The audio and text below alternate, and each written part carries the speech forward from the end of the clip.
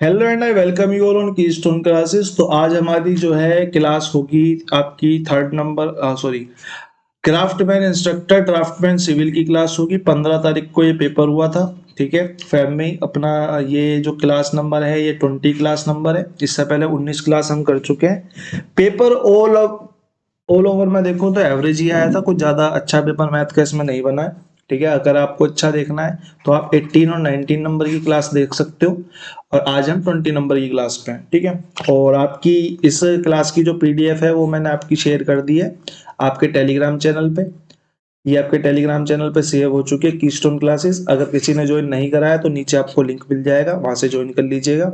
और इसकी सोल्ड जो हो गया हमारी पीडीएफ वो भी हमारी इसी चैनल पे आ जाएगी थोड़ी देर बाद, क्लास होने के बाद। तो और हमारा जो एक बेस्ट पीवाई की उसका फरवरी का डीएसएसबी का जो टेलीग्राम चैनल है आप उसे ज्वाइन कर सकते हो, जिसमें मिला के हम अपने प्रैक्टिस सेट करेंगे, जिससे हम प्रैक्टिस सेट करेंगे मिला के, वो आप ज्वाइन कर सकते हो। उसमें लगभग 200 क्वेश्चंस के आसपास में, 200 यानी कि आपके लगभग 70-80 क्वेश्चंस आपके अपलोड कर चुका हूँ, और 20-30 क्वेश्चन आएंगे। उसके बाद हमारी 4-5 प्रैक्टिस की क्लास होंगी। क्वेश्चन नंबर 1 की तरफ को चलते हैं। क्वेश्चन नंबर 1 हमारा क्या कह रहा है, एक दुकानदार दो प्रकार के अनाज को मिलाता है, मिश्रण को 20 रुपए प्रति किलोग्राम में बेचता है। मिश्रण को बेचता है, एलिगेशन हमारे दिमाग पर तुरंत क्लिक हो जाना चाहिए कि एलिगेशन कहीं ना कहीं से तो आएगा। मिश्रण की बात हो रही है तो हो सकता है कि 80% एलिगेशन आए जाए। यदि पहले अनाज को 19 रुपए प्रति किलोग्राम में बेचता है, दूसरे को 23 में, तो अनुपात बताओ। अनाज का अनुपात पूछा है, रेशियो ऑफ ग्रेन्स पूछा है। ठीक है, हमको पता है अगर मैं रेट पे लगाऊंगा एलिगेशन तो मेरे को क्वांटिटी देगा, और अगर मैं क्वांटिटी पे लगाता तो मेरे को रेट देता। ठीक है, तो मेरे को रेट दिया हुआ है तो क्वांटिटी का अनुपात निकल जाएगा, जो कि मेरे से पूछा है। तो मैंने रेट रखा, बीच में वो रखा जो मिश्रण होके आया 20 रुपए प्रति किलो। इधर 19 रख दिया, इधर 20, इधर अपना 23 रख दिया। पहला अनाज और ये दूसरा अनाज। ठीक है, पहले अनाज पे अगर मैंने एलिगेशन लगाया तो मेरे को यहाँ पे 1 मिला, यहाँ का इसका अंतर लिया और यहाँ लिख दिया। यहाँ का इसका अंतर लिया, दूसरे पे लगा दिया तो यहाँ से मेरे को 3 लग गया।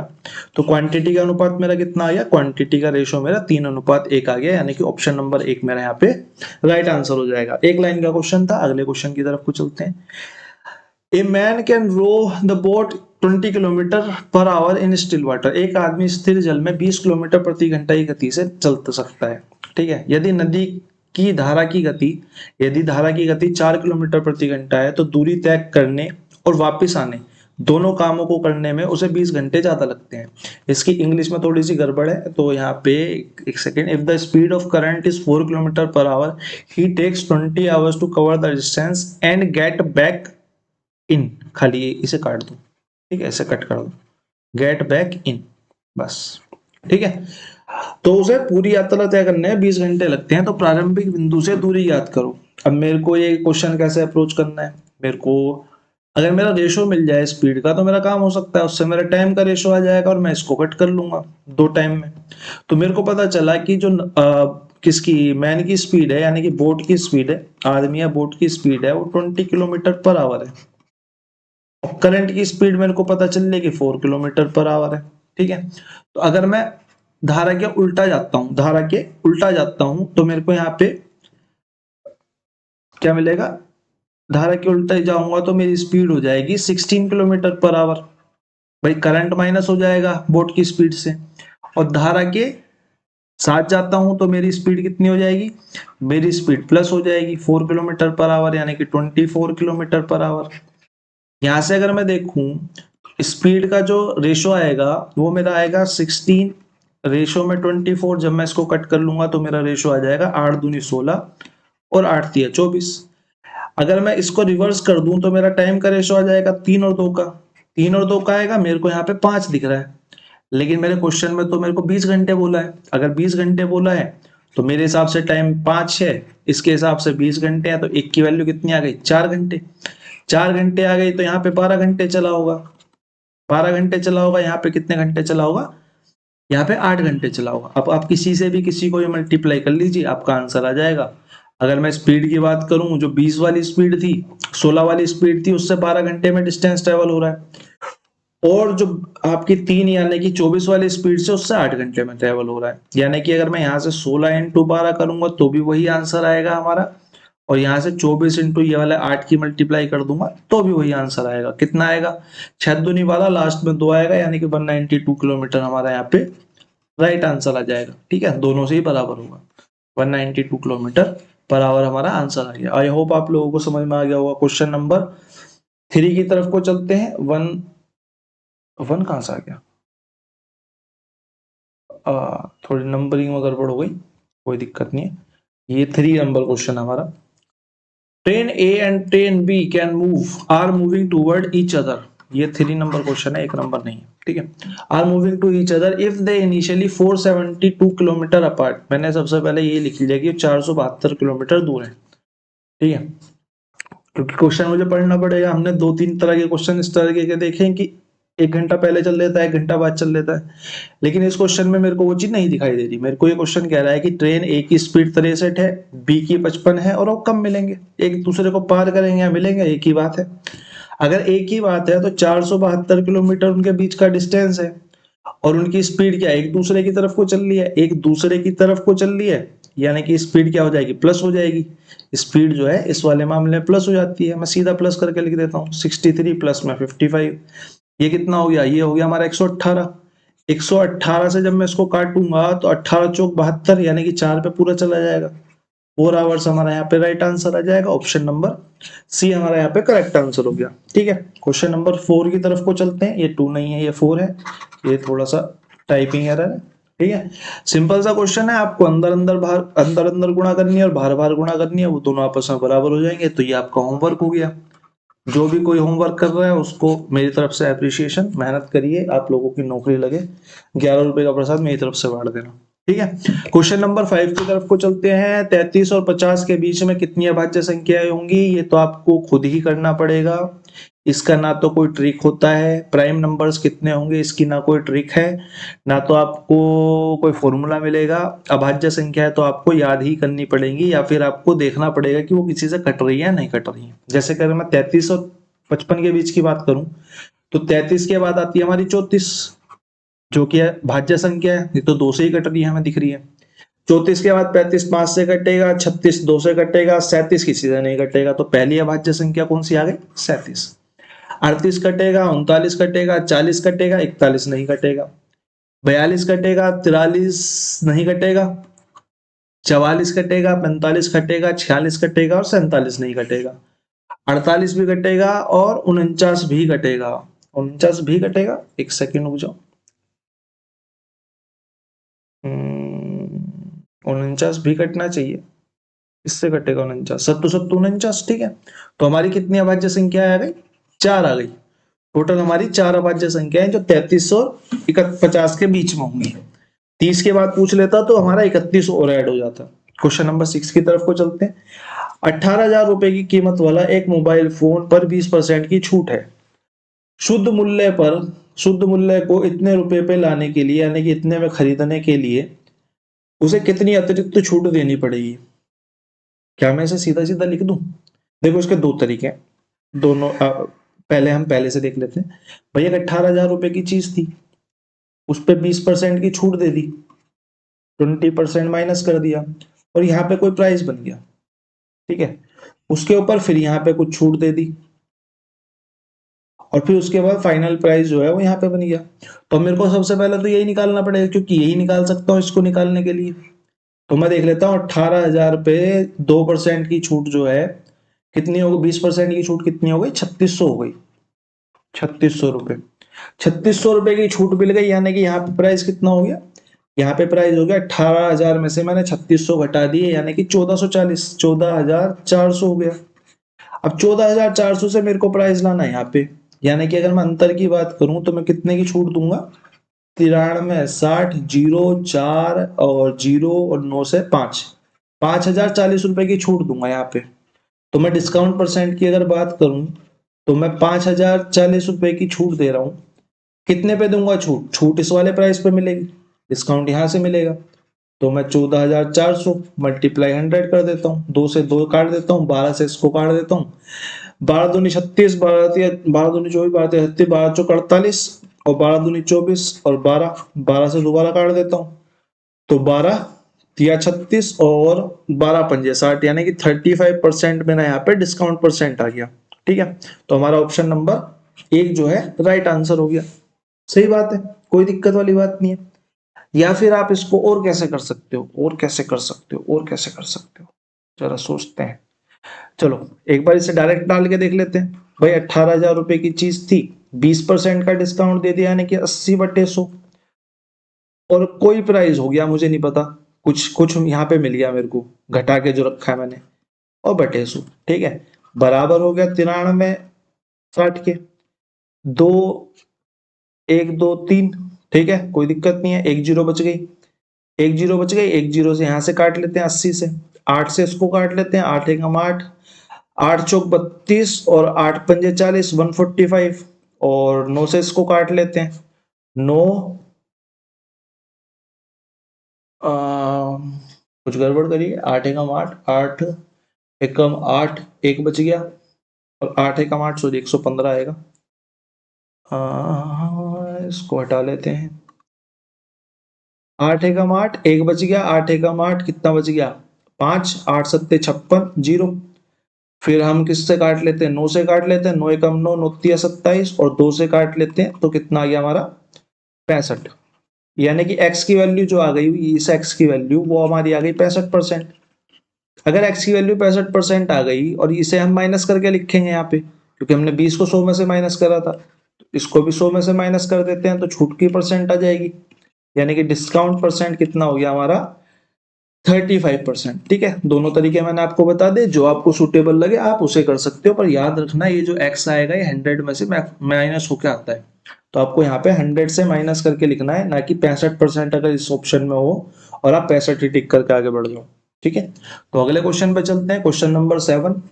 दो संख्याओं का योग अंतर गुणनफल के बीच का अनुपात 30, 8 और 290 है। गुणनफल है ना, 290 है। ठीक है, यहाँ की एक जीरो गायब है, 290 है, तो उनके वर्गों का योग ज्ञात कीजिए। ठीक है भाई, क्वेश्चन ने मेरे को योग दिया, अंतर दिया, मेरे को यहीं से क्लिक हो गया कि अगर मेरे को x प्लस वाई 30 दिया है और x माइनस वाई जो है वो 8 दिया है, तो मैं यहाँ से x बोल सकता हूँ जोड़ के आधा, यानी कि 38, 38 का मतलब 19, और यहाँ से मैं घटा के आधा करूंगा तो मेरे को y आ जाएगा। कितनी बार कर चुके हम, 30 में से 8 के कितना आ गया 22, 22 से आ गया हमारा 11, x की वैल्यू 19 आ गई, y की वैल्यू 11 आ गई, और मेरे को गुणनफल बोला है उसने, गुणनफल का अनुपात है 290।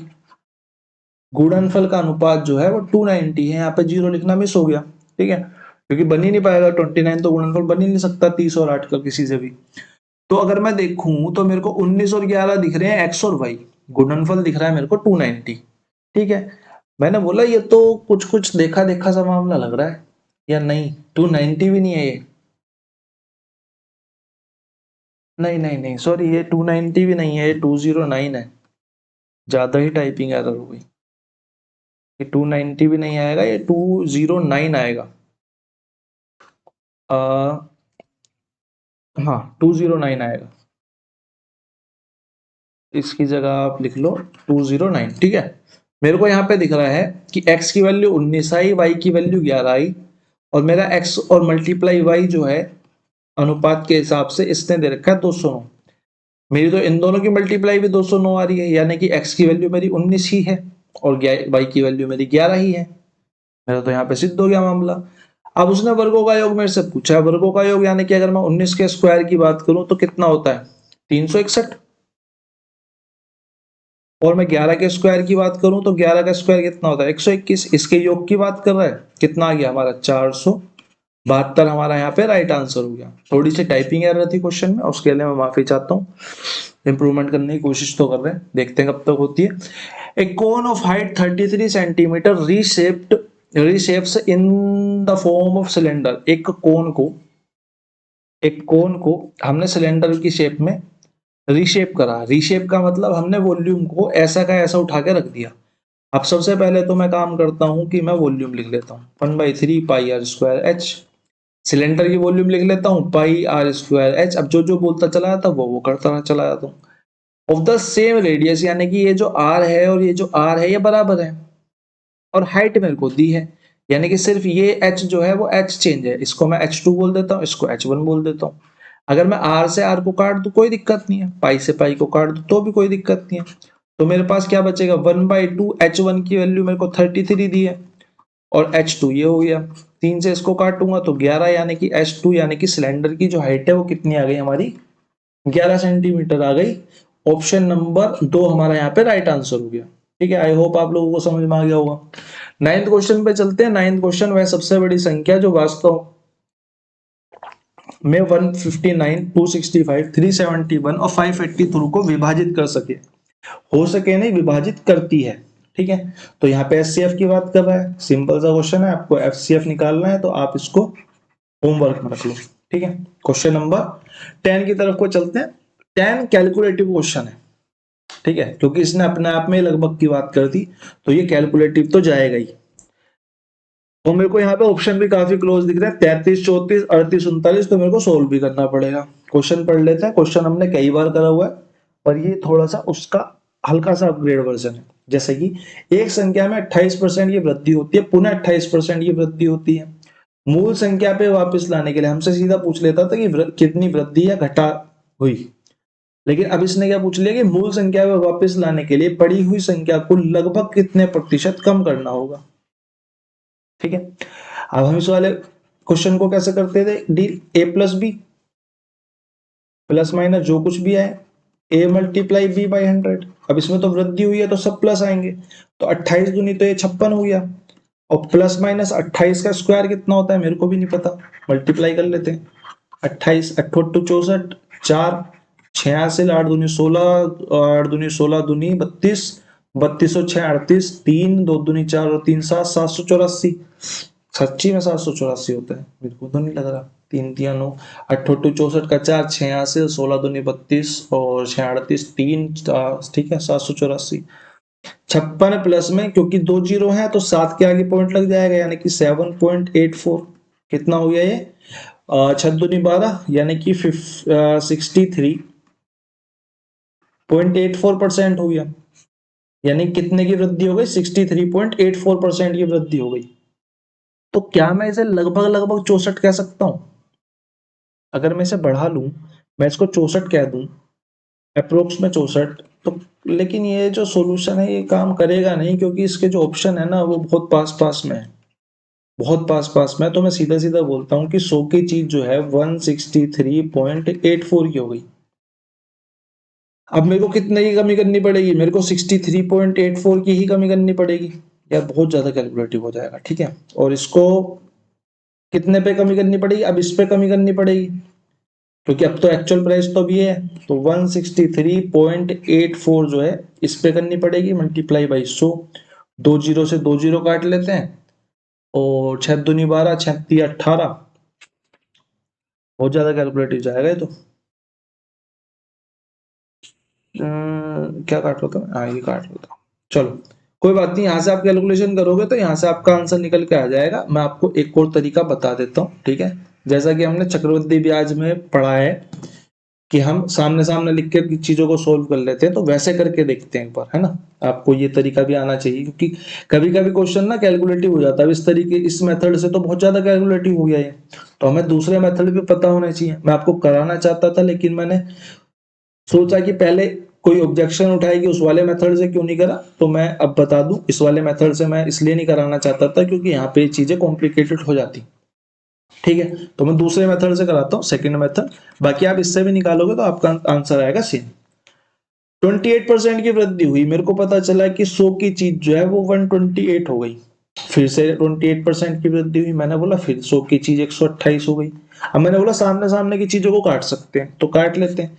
4 से मैं इसको काटूंगा तो 25 बार जाएगा, फिर 4 से इसको काटूंगा ये भी 25 बार जाएगा, और यहाँ पे 32 और 32 बच जाएगा। तो यहाँ पर रिजल्ट लिख लेते हैं। रिजल्ट कितना आएगा, 25 मल्टीप्लाई 25 यानी कि 625, और 32 मल्टीप्लाई 32 हमारा कितना आएगा, 1024। 3 3 9, हाँ 1024, यानी कि 625 की जो चीज है वो 1024 की हो गई। कितने की वृद्धि हो गई, मैंने यहाँ पे देखा कितने की वृद्धि हो गई, 9 9 3 399 की वृद्धि हो गई। अब मेरे को मूल संख्या पे आने के लिए, 625 पे आने के लिए 399 की ही कमी करनी पड़ेगी। 399 की कमी करनी पड़ेगी किस पे, 1024 पे। 1024 पे, तो मल्टीप्लाई बाई 100 कर देते हैं, मल्टीप्लाई बाई 100 कर देते हैं और काट लेते हैं। किससे कटेगा? 3 से कट जाएगा क्या? 3 से कट तो जाना चाहिए, नहीं कटेगा। 2 दूनी 4, 6 दूनी 12 का 2, एक हासिल, 3 3 और 1 10, ठीक है। 3 से भी नहीं कटेगा, तो 399 मल्टीप्लाई 100, चलो 4 से काट लेते हैं इसको। 4 दूनी 8, 4 दूनी 8 और 4 पंजे 20 और 4 छिंग 24, 4 से कट गया 25 पे, यानी कि आ गया 399 मल्टीप्लाई में 25। 399 मल्टीप्लाई में 25 अगर हम करेंगे तो हमको मिलेगा 25, 9 पंजे 45 का 5, 4 9 पंजे 45, 4 49, 4 5 15 और 4 19 मल्टीप्लाई में 9 दूनी 18 का 8, एक हासिल, 9 दूनी 18, 19 का 9, एक हासिल, 3 दूनी 6 और 1 7, 5 9 8 17 का 7, एक हासिल, 9 दूनी 18 और 1 19 का 9, एक हासिल, 7 8 और 1 9, 9 9 7 5 बटे में 256, 9 9 7 5 बटे में 256। अब ये भी यहाँ पे कॉम्प्लिकेटेड हो जाता है, तो हमें, चलो अब अप्रोक्स अप्रोक्स खेल लेते हैं थोड़ा थोड़ा, ठीक है। तो हम अप्रोक्स अप्रोक्स खेले हैं, तो हम इस 399 को 400 बोल सकते हैं। 399 को हम 400 बोल सकते हैं। हमने, अब हमें माइंड में रखना है कि हमने बढ़ाया, ठीक है। 399 को हमने 400 बोल दिया, 1024 ये है, मल्टीप्लाई बाई 100 हो गया। अगर हमने इसे बढ़ाया तो हम इसे ही बढ़ा लेते हैं, 1025 कर लेते हैं इसको, ठीक है। अभी 25 से कट जाएगा, 25 चौका 100, 25 से कम 25, 2500 का 100, यानी कि 1600 बटे में 41, और 41 से हम इसे काटेंगे तो 4 चौक 16 होता है, तिया पे जाएगा। अगर तिया पे जाएगा तो हम बोल सकते हैं कितने पे जाएगा, 4 तिया 12, 123 पे। 123 पे जाएगा तो कितना बचेगा, 123 पे जाएगा तो 37 बचेगा, 370 हो जाएगा। फिर 4 चौक 16, 4 पंजे 20, 4 सत्ते 28, 4 अट्ठे 32, 4 नीम 36, 9 पे पूरा पूरा चला जाएगा, यानी कि 39 पॉइंट समथिंग हमारा आंसर आना चाहिए। 39 पॉइंट समथिंग हमारा आंसर आना चाहिए। हमने नीचे ऊपर दोनों में थोड़ा थोड़ा बढ़ा दिया था, हमने नीचे ऊपर थोड़ा दोनों दोनों में बढ़ा दिया था, तो हमारा आंसर कौन सा आ जाएगा, हमारा आंसर आ जाएगा option number B. Option number B हमारा यहाँ पे राइट आंसर हो जाएगा, ठीक है। यहाँ पे अप्रोक्सीमेशन हमें करना पड़ेगा, वरना हमारी कैलकुलेशन जाती है बहुत कॉम्प्लिकेटेड, ठीक है। इसका कोई और अल्टरनेट तरीका मेरी याददाश्त में तो नहीं है, दोनों में ही कैलकुलेशन ज्यादा जाएगी, क्योंकि इसने जो पॉइंट्स दिए हैं ना, यही थोड़े से टिपिकल है। तो अप्रोक्सीमेशन से यहाँ से थोड़ा सा बेनिफिट ले सकते हो, और अगर ऑप्शन थोड़े दूर दूर आते हैं तो बहुत ज्यादा बेनिफिट हो जाएगा, लेकिन इसमें ऑप्शन ही बहुत ज्यादा क्लोज थे, इसलिए हमें थोड़ा ज्यादा सोचना पड़ेगा। क्वेश्चन नंबर 10 के बाद चलते हैं क्वेश्चन नंबर 11 पे। क्वेश्चन नंबर 11 हमारा है, determine the area of A trapezoid with a height of 6 centimeter, one base is 22 and another base is 18। Trapezoid का जो एरिया होता है वो हमारा होता है a प्लस बी अपॉन में 2 मल्टीप्लाई में हाइट। अब a प्लस बी यानी कि a क्या होता है, a हमारा होता है वन साइड या वन बेस, और b जो होता है हमारा सेकंड बेस, और हाइट के बारे में तो बताने की जरूरत है ही नहीं, हाइट तो सबको पता है, हाइट तो ऊंचाई होती है। तो हमको इसने क्या कह दिया, हमको इसने तीनों चीज दी है, तो हम यहाँ पे एरिया निकाल सकते हैं। एरिया, ऊंचाई दी हुई है, एक बेस दिया हुआ है और दूसरा बेस दिया हुआ है, तो बस डाल देते हैं एक बेस दूसरा बेस हाइट, यानी कि 18 प्लस में 22 बट्टे में 2 मल्टीप्लाई में हाइट कितना है 6।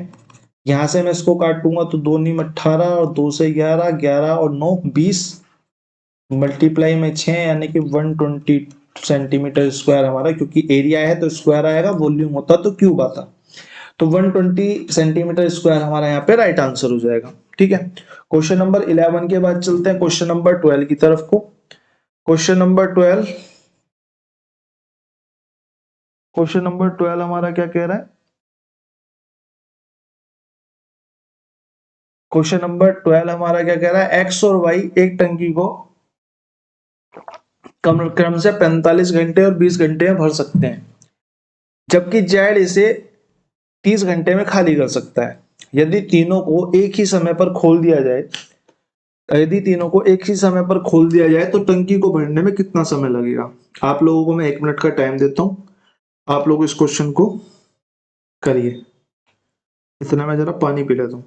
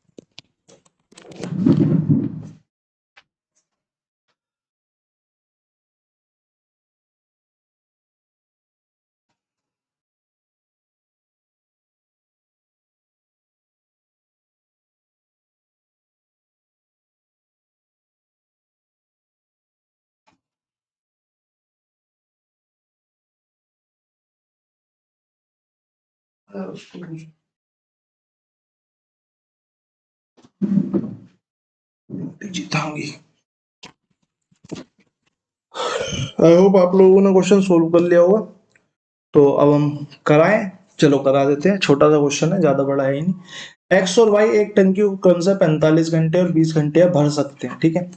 यदि जेड इसे 30 घंटे में खाली कर सकता है तो तीनों एक ही साथ खोल दी जाए तो टंकी को भरने में कितना समय लगेगा।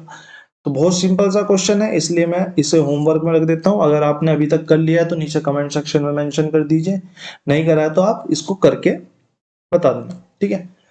क्वेश्चन नंबर 13 कर लेते हैं। सी की आय बी की आय से 40% अधिक है। सी की आय बी की आय से 40% अधिक है, 40% अधिक है। बी की आय ए की आय से 50% अधिक है। तो ज्ञात कीजिए सी की आय बी की आय से कितने प्रतिशत अधिक है। हमें पता है इस वाले क्वेश्चन में हमको रेशोज बनाने पड़ेंगे। तो पहले मेरे को रिलेशन दिया सी और बी का, तो मैं बी और सी लिख लेता हूँ, कोई दिक्कत नहीं। सी भी लिखो बी सी लिखो, बात एक ही है।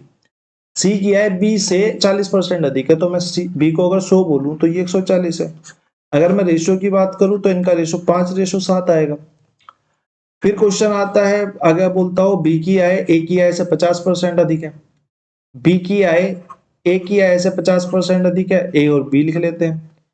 बी की आय अगर अधिक है तो ये 100 हो गया, ये 150 हो गया। तो मैं इसको अगर इससे कट करता हूं तो मेरे को मिलता है 2:3। अब मेरे को क्या मिल गया, मेरे को बी सी का अनुपात मिल गया, ए और बी का अनुपात मिल गया। बी यहाँ पे दोनों में कॉमन है तो बी को बीच में रख लेते हैं। ए बी सी, ए का अनुपात कितना है 2, बी का 3। दूसरे वाले रेशो में बी का अनुपात 5, सी का 7। तो यहां से अगर मैं क्रॉस मल्टीप्लाई करूंगा, 5 दूनी 10, 5 तिया 15 और 7 तिया 21, मेरा अनुपात कितना आ जाएगा 10:15:21 आ जाएगा। मेरे से क्वेश्चन में डिमांड क्या करिए, सी की आय ए की आय से कितने प्रतिशत अधिक है। मेरे को दिख रहा है सी की आय जो है ए की आय से 11 अधिक है। ए की आय से अधिक है तो मैं ए को नीचे रख देता हूँ, मल्टीप्लाई में 100 कर देता हूँ। एक जीरो से एक जीरो खत्म। परसेंटेज की बात करी थी तो 110% जो है वो अधिक हो जाएगी, ठीक है। आई होप आप लोगों को समझ में आ गया होगा। क्वेश्चन नंबर 13 के बाद चलते हैं 14 पे। कितने वर्षों में एक धनराशि 80% प्रति वर्ष की दर से 3 गुना हो जाएगी। देखो इस क्वेश्चन को बहुत ध्यान से समझना, ठीक है। बेसिक सा क्वेश्चन है, गड़बड़ हो जाती है, लेकिन 3 गुना हो जाएगी। अपने आप में धनराशि 100% होती है। अगर 3 गुना हो रही है तो वो 300% हो रही है। अगर वो 300% हो रही है तो मैं 100 से 300 जा रहा हूं तो कितने परसेंट जा रहा हूं, ज्यादा 200% ज्यादा जा रहा हूं। 200% ज्यादा जा रहा हूं, यानी कि मेरा जो इंटरेस्ट है वो मेरा 200% है। अब लग दो P into R into T बोल के रख दो बाई में 100, या फिर अगर आप डायरेक्ट रख सकते हो तो आप डायरेक्ट रख दो। इंटरेस्ट मेरे को पता है कितना है 200। प्रिंसिपल मेरे को नहीं पता, प्रिंसिपल मेरे को नहीं पता, या पता है प्रिंसिपल मेरे को पता है 100%, और यहाँ 200%। और रेट मेरे को नहीं पता, मेरे को रेट पता है 80%। परसेंट को तो इसको हटा देते हैं क्योंकि इसका तो जीरो नीचे आ जाता है। अब मेरे को टाइम ही निकालना है, टाइम रख दो। इस वाली परसेंट का 100 नीचे आ गया, इस 100 से ये 100 कैंसिल हो गया, इससे 20% कैंसिल हो गया, तो टाइम बराबर किसके आ गया 200/80। एक जीरो से एक जीरो काटेंगे, 8 से इसको काटेंगे तो यह आ जाएगा 5/2 साल। या फिर आप इसको डायरेक्ट भी कर सकते हो कि मेरे को 200 इंटरेस्ट मिला 80% पहले प्रत्येक साल मिल रहा है, तो बस ऊपर नीचे रख के इसको अगर कट कर दोगे तो भी आपका आंसर 5/2 ईयर ही आ जाएगा। ये वाली चीज जो है ये समझाने के लिए, ये मेरे को समझाना पड़ता है क्योंकि हर किसी को नहीं आती चीजें। बाकी सॉल्यूशन इसका इतना सही है अगर आप एग्जाम अप्रोच की बात करोगे। ठीक है, क्वेश्चन नंबर 15 के बाद पास चलते हैं। क्वेश्चन नंबर 15 आपका नॉर्मल सा बोर्ड मार्क्स का क्वेश्चन है, कोई ज्यादा इसमें का की है भी नहीं, तो आपको इसको भी होमवर्क में रख लेते हैं। क्वेश्चन नंबर 16 की तरफ को चलते हैं फटाफट। क्वेश्चन नंबर 16 क्या कह रहा है हमारा? क्वेश्चन नंबर 16, ठीक है, धन आरेख में दी गई कंपनियों के 5 विभिन्न शाखाओं में कर्मचारियों की संख्या को दर्शाता है। सभी शाखाओं में कर्मचारियों की औसत संख्या बताओ। क्या करना है? करना है टोटल नंबर अपॉन में टोटल नंबर ऑफ कंपनीज, बस यही तो रखना है। चलो कर ही लेते हैं, कोई बात नहीं। 5250, 6570 और अगले वाली में कितना है? 4690। सबको जोड़ लेंगे, 1 2 3 4 और 5 को। और अगला है 9530 और 7500 जीरो। और 9 और 3 12, 12 और 7 19, 19 और 5 24 का 4 2 हासिल, 2 2 4 5 4 9 6 15 और 20 और 5 25 का 5 2 हासिल, 5 2 7 6 दूनी 12 और 1 13 और 4 17 और 9 26 और 7 26 और 7 33, 33540। हमारा टोटल कितना आ गया? 33540। इसकी वैल्यू कितनी आ गई? 33540। और कंपनी कितनी है? 1 2 3 4 5, 5 से डिवाइड कर देंगे। 5 6 30, 5 7 35 और 0 और 5 8 40।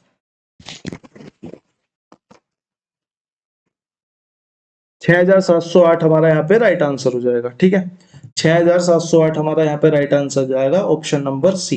ठीक है, क्वेश्चन नंबर 17 की तरफ को चलते हैं। क्वेश्चन नंबर 17 में हमें क्या कहा है? एक वस्तु को 5425 रुपए में बेचने पर व्यक्ति को 1925 रुपए का लाभ होता है। हमको एक सेलिंग प्राइस दिया हुआ है, एसपी दिया हुआ है और हमको प्रॉफिट दिया हुआ है। हमसे लाभ का प्रतिशत पूछा है। अगर मैं सेलिंग प्राइस में से प्रॉफिट को घटा दूं तो मेरा सीपी आ जाएगा। तो सीपी कितना आ जाएगा मेरा? 5425 माइनस में 1925। तो ये कितना आ गया हमारा? 0। 2 से फिर 2 गया 0, फिर 9 से 5 गया तो 5, और 5 में से 4 में से 1 गया तो 3500।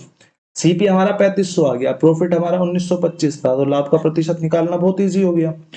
1925 हमारा प्रॉफिट है, 3500 रुपए पर है, तो मल्टीप्लाई बाई 100 कर देते हैं। 2 जीरो से 2 जीरो खत्म, 35 से इसको काटेंगे तो 5 तिया 15 और 6 दूनी 12 6 तिया 18, 6 पे तो नहीं जाएगा, 5 तिया 15 पे जाएगा। 15 पे जाएगा तो कितना जाएगा?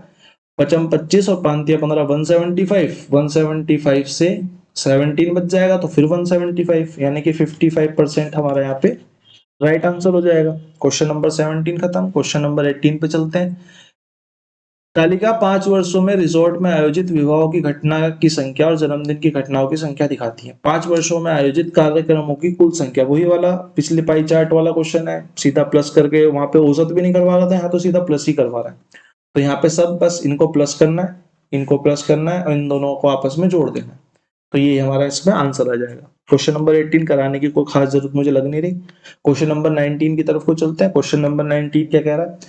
किस समय पर 2400 रुपए में 11% चक्रवृद्धि ब्याज से 11% चक्रवृद्धि ब्याज से की दर से इतने रुपए हो जाएंगे? हमने पहले भी बात करी है इस क्वेश्चन पे कि हमें इस 11% की कोई खास जरूरत तो होती नहीं है, लेकिन जितना मैंने अभी तक ऑब्जर्व करा है, यहाँ जो ये जो वैल्यू दी जाती है ना, ये 11 29 37 इस टाइप की वैल्यू दी जाती है, इसलिए ये 11% दे रहा है क्वेश्चन को इजी करने के लिए। क्यों क्यों मैं बताता हूँ। देखो, जैसे कि हम इसको कैसे निकालते हैं, हम इसको निकालेंगे अमाउंट अपॉन में प्रिंसिपल रख के। अगर वो स्क्वायर आएगा तो 2 साल, क्यूब आएगा तो 3 साल, इससे ज्यादा तो कुछ आता नहीं है। तो मैंने अमाउंट रखा, कितना हो गया? 2957.4 अपॉन में 2400, और मैंने इस पॉइंट से यहाँ पे 2 जीरो लगा ली।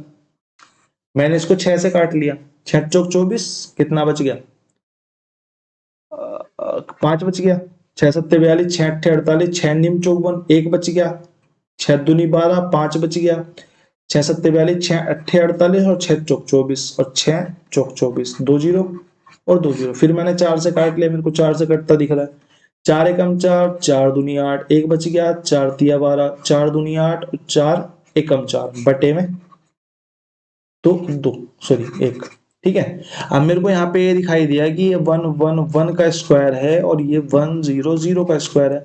अब मेरे को तो 1 1 1 का स्क्वायर नहीं आता, या मेरे को 137 का स्क्वायर नहीं आता, तो मेरे को यहाँ से थोड़ी सी हेल्प मिल जाती है इस क्वेश्चन में कि यहाँ पे अगर 37 होगा तो ये 137 का स्क्वायर होगा, यानी कि लास्ट में 9 आ रहा होगा। 11 का स्क्वायर होगा तो यहाँ पे लास्ट में 1 आ रहा होगा, तो वहीं पे मेरी कैलकुलेशन खत्म हो जाएगी। तो ये 1 1 1 का स्क्वायर है, ये 100 का स्क्वायर है, तो हमारे ईयर कितने हो गए? हमारे ईयर हो गए 2। ईयर हो गए 2, तो हमारा ऑप्शन नंबर 4 यहाँ पे राइट आंसर हो गया। आखिरी क्वेश्चन की तरफ को चलते हैं। आखिरी क्वेश्चन हमारा है, बॉक्स आयाम लंबाई 27 सेंटीमीटर का और चौड़ाई 30 की और ऊंचाई 18 सेंटीमीटर है, उस मापनी की अधिकतम लंबाई निर्धारित करें जो बॉक्स में फिट हो सकती है। उस मापनी की अधिकतम लंबाई निर्धारित करें जो बॉक्स में फिट हो सकती है। तो बॉक्स में जो निर्धारित मापनी होगी वो क्या होगी? वो जैसे कि अगर मैं 3D बॉक्स तो यहाँ नहीं बना पाऊंगा, लेकिन मैं आपको 2D बॉक्स बना के दिखा देता हूँ। तो ये जो मापनी होगी ना, जब हम 2D में इसको बनाते हैं, 2D में बनाते हैं और ये आयाम है और लंबाई चौड़ाई ऊंचाई अलग अलग है, तो ये एल और बी होता है। एल और बी होता है। जब हम इसको बनाते हैं तो ये हमारा निकल के आता है अंडर रूट में एल स्क्वायर प्लस में बी स्क्वायर, पाइथागोरस से। ठीक है, इसी तरीके से जब हम 3D फिगर में, यानी कि कोई डब्बा हुआ, बॉक्स हुआ जिसकी लंबाई चौड़ाई के साथ में ऊंचाई भी हो, उसमें इस टाइप की फिगर बनाते हैं, ये वाली चीज हमें चाहिए होती है, सबसे लंबी मापनी चाहिए होती है, तो वो निकलती है हमारी अंडर रूट में L square plus B square plus में एच स्क्वायर से। ठीक है, L square plus B square plus H square से निकलती है। मेरे को एल स्क्वायर कितना है? 27 का स्क्वायर हो जाएगा, अंडर रूट चढ़ा देते हैं, प्लस में 30 का स्क्वायर हो जाएगा और प्लस में 18 का स्क्वायर हो जाएगा। 18 का स्क्वायर हो जाएगा। 27 का स्क्वायर कितना होता है? 729। 30 का स्क्वायर तो सबको पता है, जग जाहिर है कि 900 होगा। और 18 का स्क्वायर कितना होता है? 18 का स्क्वायर होता है हमारा, दो का होता है 400, 18 का 324। एक बार देख लेते हैं, मेरे को भी ठीक से याद नहीं रहती चीजें। 8 64, 6 8 दूनी 16 और 6 2 और 1 कम और 3, 324 ही होता है। ठीक है, 324। अब इन तीनों को प्लस करके अंडर रूट निकालना है, तो 4 और 9 13 का 3, 1 हासिल, 2 और 1 3, 3 और 2 5 और 9 और 7 16 और 3 19, 1953 अंडर रूट में आ गया हमारा। ये हमारा राइट आंसर होगा। अब एक बार निगाह घुमाओ ऑप्शन की तरफ, क्या 1953 में से 5 का स्क्वायर यानी कि 25 निकल सकता है? यहाँ पे अंदर 25 की मल्टीप्लाई हो जाए? नहीं हो सकता। क्या यहाँ पे मेरे को 2 4 निकलते हुए दिख रहे हैं? यहाँ पे तो लास्ट में 3 है, मतलब ही नहीं है 2 निकल जाए। यहाँ भी 2 नहीं निकल सकता, तो ये तीनों ऑप्शन हमारे कट हो जाते हैं। ये सॉरी, ये वाला नहीं, ये वाला, तीनों कट हो जाते हैं, तो हमारा एक ही ऑप्शन जो है वो राइट बचता है, ऑप्शन नंबर बी। इसको बिना निकाले भी आप कर सकते थे, या फिर आप आइडिया ले सकते कि 3 निकलेगा।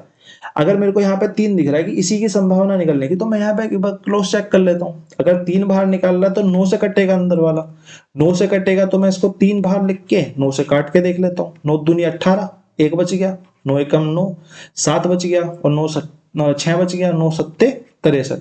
तो हमारा राइट आंसर कौन सा आ गया? Option number B. हमने यहाँ पे ऑप्शन की हेल्प ली है। ठीक है, तो आज की क्लास का यही अंत रखते हैं। आप टेलीग्राम चैनल्स पे जुड़ जाइए। अब आपकी 7 8 10 क्लासें रेगुलर है, बीच में 7 8 दिन में 2 ही क्लास हो पाई। उसका कारण यही था कि पीपीटीज बनाने में टाइम लगता है। अब लगभग आपका वो काम कंप्लीट है मेरा, तो आप टेलीग्राम चैनल पर ज्वाइन हो जाइए और ये पीडीएफ आपको क्लास खत्म होने के बाद आपके टेलीग्राम चैनल कीस्टोन क्लासेस पे मिल जाएगी, और बेस्ट पीवाईक्यूज का चैनल का लिंक भी आपको ठीक उसके नीचे मिल जाएगा। ठीक है, थैंक यू फॉर